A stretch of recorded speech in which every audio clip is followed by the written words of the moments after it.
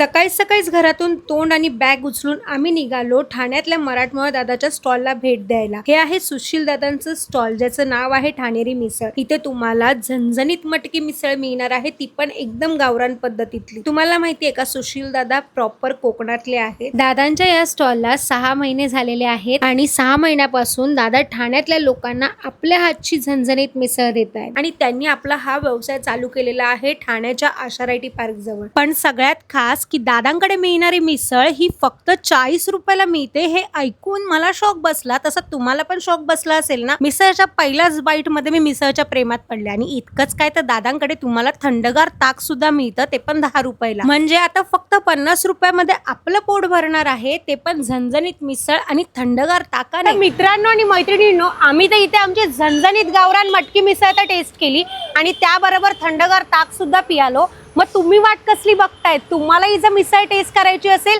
ती पण एकदम झणझणीत, तर मग लवकरात लवकर व्हिजिट करा आशारायटी पार्क जवळ असलेल्या ठाणेरी मिसळला। आणि ह्याचं टायमिंग आहे सकाळी 10 ते दुपारी 4 वाजेपर्यंत। मग वाट कसली बघताय? लवकरात लवकर या।